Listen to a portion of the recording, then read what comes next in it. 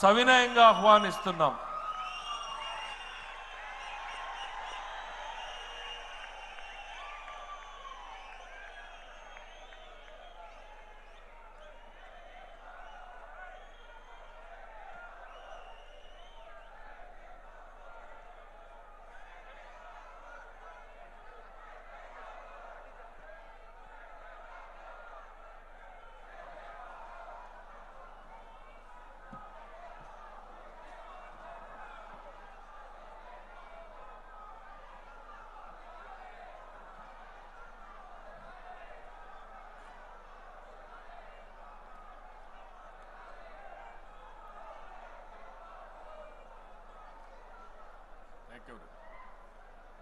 జై తెలుగుదేశం,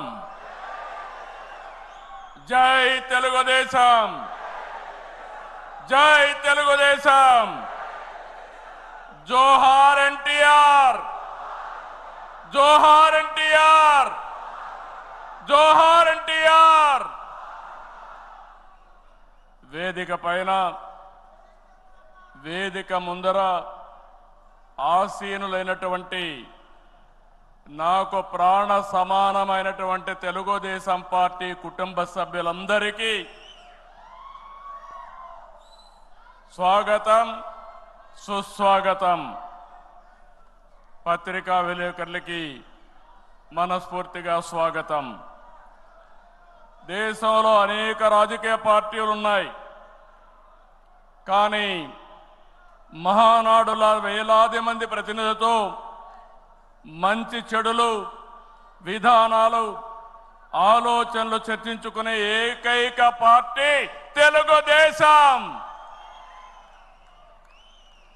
ప్రతిపక్షంలో ఉన్న, అధికారంలో ఉన్న మహానాడు అంటే అదే జోరు, అదే హోరు. మీ ఉత్సాహం చూస్తే నా మనసు ఉప్పొంగుతా ఉందని చెప్పి తెలియజేస్తున్నా. రాయలసీమలో మహానాడు అంటే తిరుపతిగా ఉండేది. ఇప్పుడు తొలిసారి దేవుని కడపలో, అది కూడా కూటమి ప్రభుత్వం ఏర్పాటైన తర్వాత తొలి మహానాడు కడపలో ఏర్పాటు చేసుకుంటున్నాం. ఈరోజు కడప గడ్డపై జరుగుతున్న ఈ మహానాడు చూస్తే ఎన్నికలై ఏడాది జరుగుతున్నా మీలో ఆ కసి, ఉత్సాహం, ఉద్వేగం ఏమాత్రం తగ్గలేదు. నేను చాలా మహానాడు చూశాను. దగ్గర దగ్గర మనం చూస్తే 34 మహానాడులు మనం జరుపుకున్నాం. 2 మహానాడులు డిజిటల్గా జరిగాయి.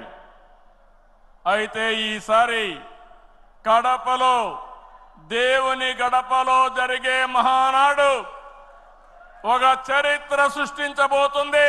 సువర్ణాక్షరాలతో ఆంధ్రదేశ రాష్ట్ర ఆర్థిక పరిస్థితి ఒక దశ దిశ నిర్దేశిస్తుందని చెప్పి తెలియజేసుకున్నా. ఈరోజు చల్లని వాతావరణం. అన్ని మహానాడులంటే చాలా వేడివేడిగా ఉండేది, ఎండలు ఎక్కువ ఉండేటివి. ఒక ప్రశాంతమైన వాతావరణంలో, ఆహ్లాదకరమైన వాతావరణంలో